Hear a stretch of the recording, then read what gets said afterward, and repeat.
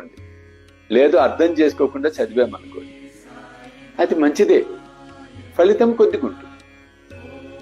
కానీ ఎప్పుడైతే పరిపూర్ణంగా విశ్లేషణాత్మకంగా గ్రహించిన భక్తుడు వద్దకు వెళ్ళి వారి మాటల ద్వారా తాత్విక దృష్టితో లోతైన అంశాలన్నిటినీ గ్రహించి ఆచరించి తరించి ఫలితాలను పొందటం, అది మూలం. అది ఇక్కడ ప్రస్తావన చేయడం. కాబట్టి గురువు అనేవాడు చాలా ముఖ్యం. ఉదాహరణకు ఒక డాక్టర్ దగ్గరికి వెళితే నీ రోగం ఏదో కనుక్కొని ఆ రోగానికి తగ్గ మందును డాక్టర్ రాస్తాడు.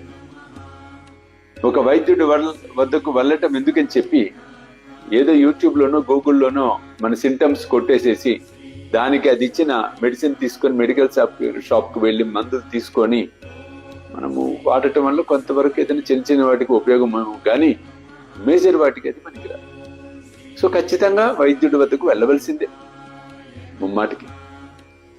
ఆధ్యాత్మికంగా ఎదగాలి అంటే, ఆధ్యాత్మికంగా పూర్ణమైన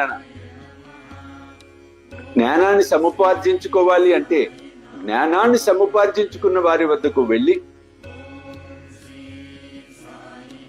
అజ్ఞానాన్ని తొలగించుకొని జ్ఞానాన్ని సముపార్జించుకోవాలి.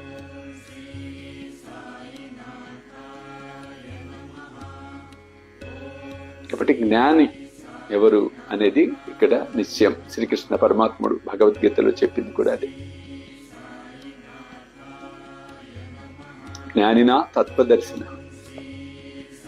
తద్విద్ధి ప్రణిపాతేన పరిప్రశ్నేన సేవయ ఉపదేక్షంతి తే జ్ఞానం జ్ఞానినా తత్వదర్శిన తద్విద్ధి ప్రణిపాతేన పరిప్రశ్నేన సేవయ.